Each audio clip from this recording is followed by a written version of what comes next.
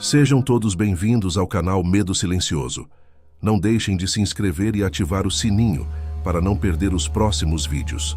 Além disso, comente de qual cidade você está falando. Desde já, o nosso muito obrigado.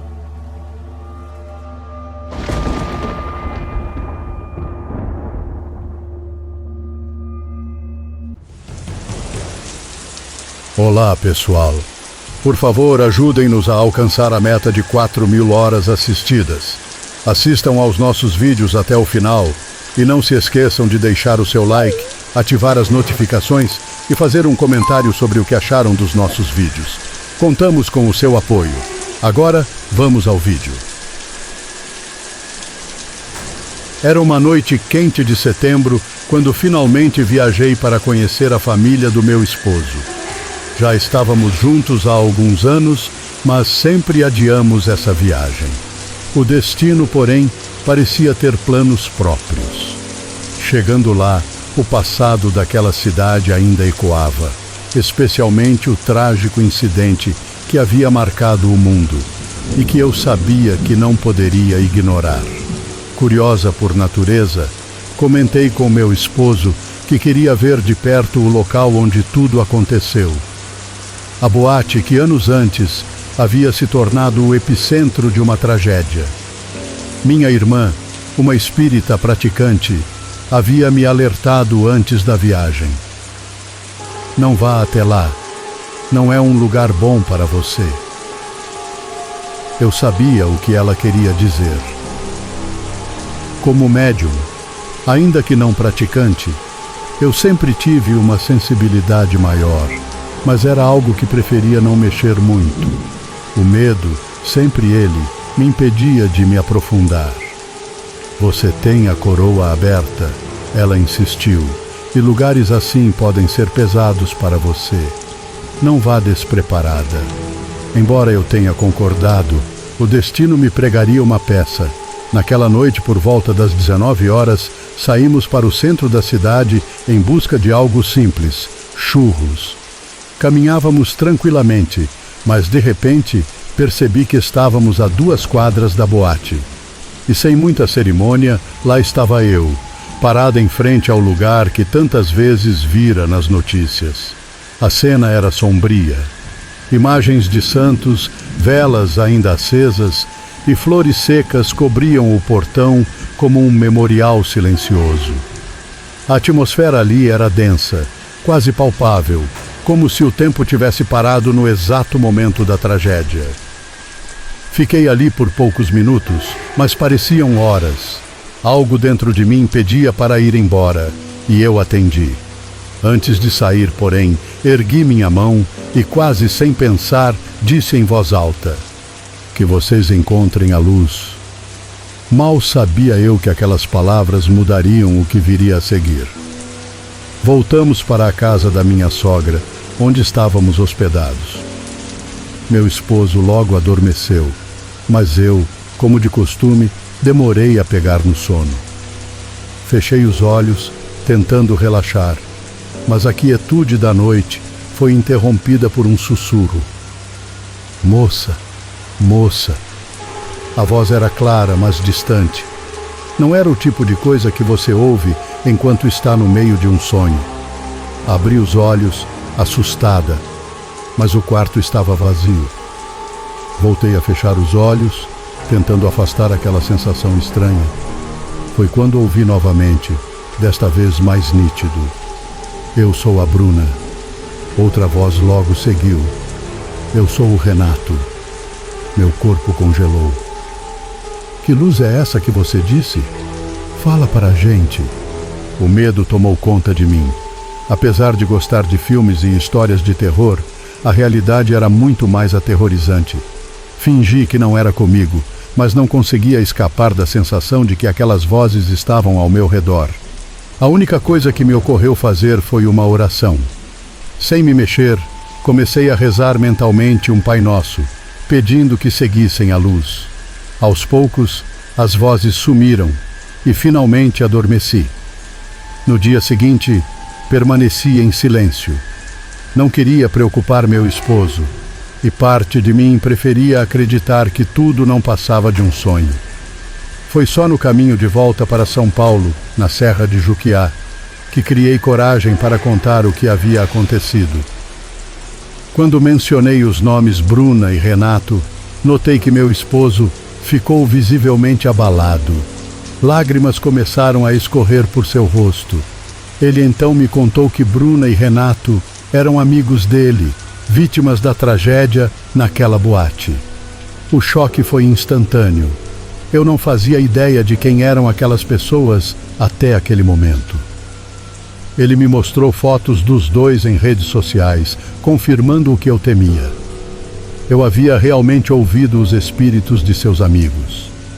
Naquele momento, percebi que de alguma forma eles haviam reconhecido meu esposo e usaram a minha sensibilidade para pedir ajuda.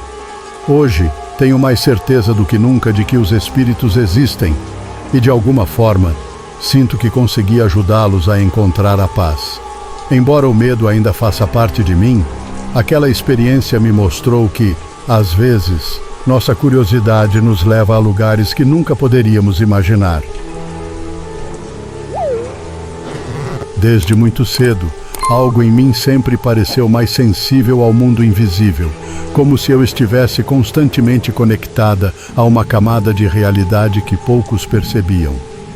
Não sigo uma religião ou crença, mas desde criança, os sinais de que eu tinha algo além, uma sensibilidade, eram impossíveis de ignorar. Lembro-me claramente dos pesadelos que me atormentavam, tão vívidos que até hoje consigo descrevê-los em detalhes. O mais antigo era um sonho angustiante. Eu estava viajando com meu pai, e ao nosso redor havia buracos enormes.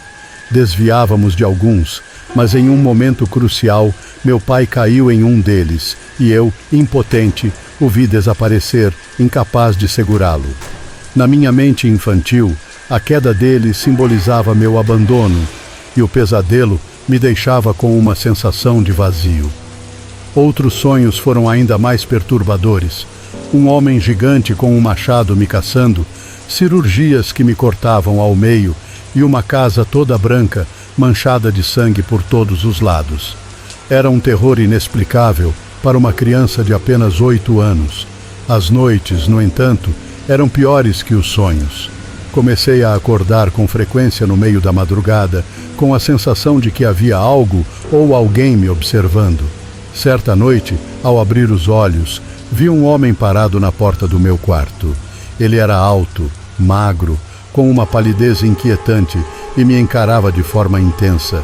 Tentei me convencer de que era apenas a minha imaginação, mas ele aparecia todas as noites, sempre no mesmo lugar, sempre com o mesmo olhar fixo.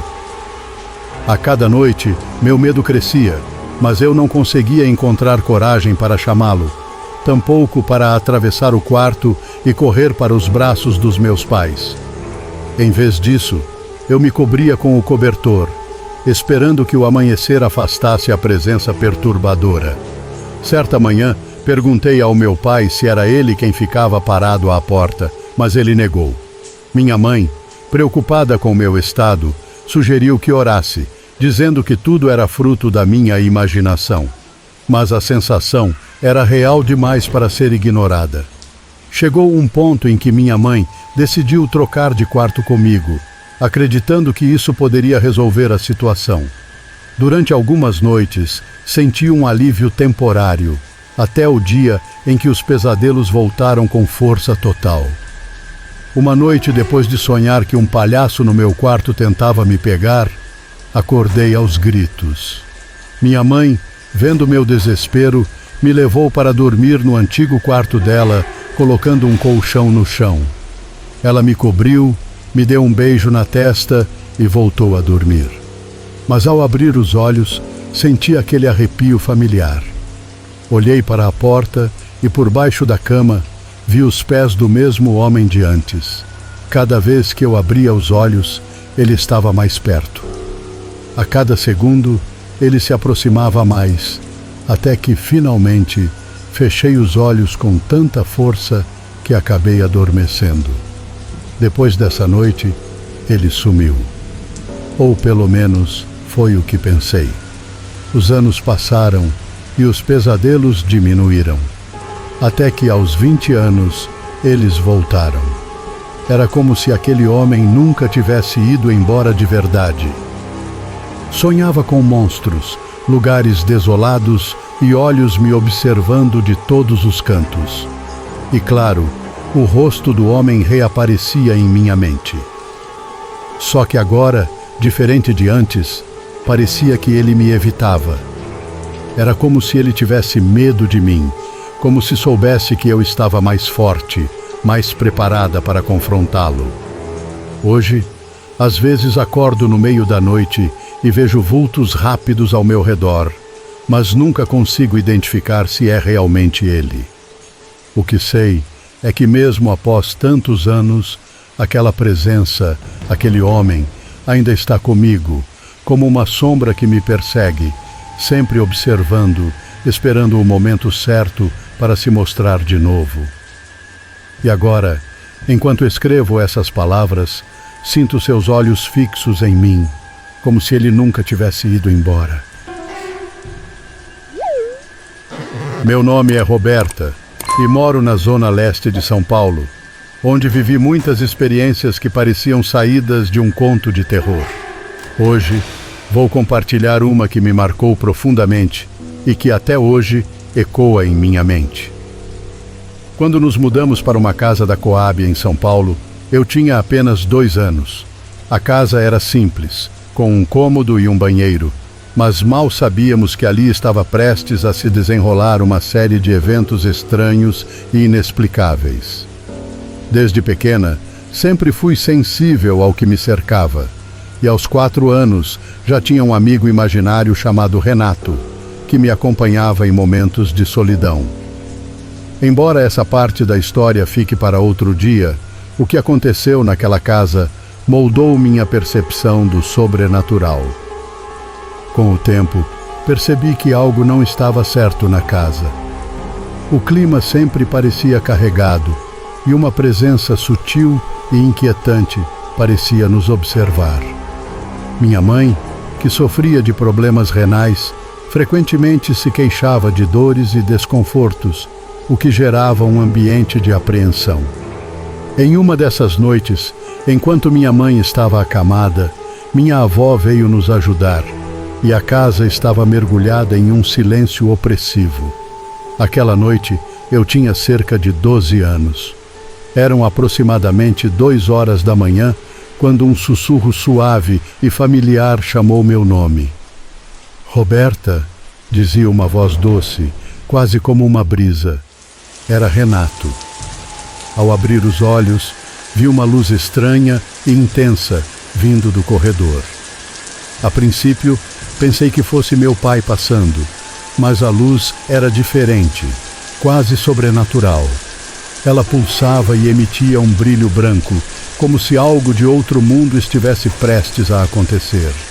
Certa de que algo inexplicável estava se desenrolando, eu me levantei da cama. O coração batia acelerado enquanto eu caminhava em direção à porta entreaberta. Naquele momento, o corredor se iluminou ainda mais, e para minha surpresa, 7 figuras flutuantes começaram a passar. Eram homens altos, vestidos com túnicas brancas e capuzes que ocultavam seus rostos. Eles não tinham asas, mas suas presenças exalavam uma aura de paz e poder. Enquanto assistia a essa cena surreal, uma onda de medo e fascínio tomou conta de mim. O que eram aquelas figuras? Por que estavam ali? Mesmo assim, uma tranquilidade invadiu meu coração, como se aqueles seres fossem enviados para confortar minha mãe, que estava sofrendo com dores insuportáveis. Um deles olhou diretamente para mim, e eu senti um calor suave emanando dele. Sussurros de esperança pareciam ecoar na minha mente. Ao amanhecer, minha mãe estava de pé na cozinha, fazendo café, completamente livre da dor que a atormentava. Quando minha avó chegou, ela ficou sem palavras ao ver a transformação da minha mãe. "Deus é tão maravilhoso!" exclamou ela, e acreditei que aqueles anjos tinham feito mais do que aliviar sua dor. Eles trouxeram uma nova perspectiva para a nossa família, um milagre que não poderia ser explicado de outra maneira. Quando contei à minha mãe sobre os anjos que vi naquela noite, ela chorou, compartilhando que em sua oração desesperada pediu a Deus que a livrasse da dor. O que eu não sabia é que esse tipo de conexão ia além de meros eventos espirituais. Desde o dia do meu nascimento, enfrentamos desafios semelhantes, como uma conexão inexplicável. Quando minha mãe se machucava, eu sentia a dor dela como se fosse minha, e às vezes até sonhávamos as mesmas coisas. Após aquele episódio, a atmosfera da casa mudou. A inquietação deu lugar a um sentimento de paz que antes parecia inatingível. Nunca mais vi os anjos, mas sua presença estava sempre em nossos corações. Minha mãe nunca mais teve crises renais, e com o tempo percebi que o que realmente importa não é o que vemos, mas a fé que temos no que não podemos entender. Aquela noite me ensinou a respeitar os mistérios da vida e a reconhecer que, às vezes, o sobrenatural pode se manifestar de maneiras que nos surpreendem e nos ensinam. E, em um mundo repleto de incertezas, a esperança sempre encontrará um caminho. Em 2012, a vida de Ana tomou um rumo inesperado quando ela e sua família se mudaram para uma casa alugada em Blumenau, Santa Catarina. O local tinha um ar acolhedor, com janelas que deixavam entrar a luz do sol, e a nova moradia parecia perfeita para recomeçar. No entanto, logo no início, a mãe de Ana percebeu algo peculiar. A fechadura da porta principal fora trocada.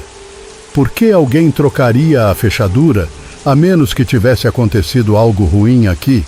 Ela ponderou, sugerindo que o lugar poderia ter um passado sombrio. A preocupação da mãe ficou ainda mais evidente, mas Ana, animada com a nova casa, decidiu ignorar os avisos.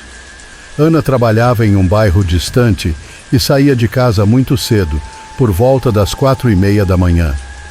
Em sua rotina, ela quase não via vizinhos, exceto por Dona Elvira, uma mulher idosa que morava ao lado e parecia excessivamente preocupada com ela.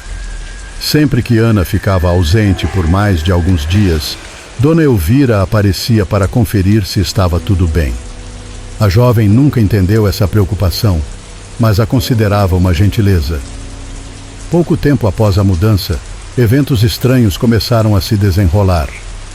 Um celular antigo, que servia apenas como despertador, tocava misteriosamente à noite, entre 2 e 3 horas da manhã. Era perturbador, pois o aparelho não tinha chip e não havia explicação lógica para o som. Além disso, a televisão da sala frequentemente ligava sozinha, exibindo uma tela azul, especialmente quando Ana chegava em casa. Ela tentava ignorar, atribuindo isso a falhas na eletricidade ou ao aparelho já velho. Os cachorros da família, no entanto, começaram a agir de maneira estranha.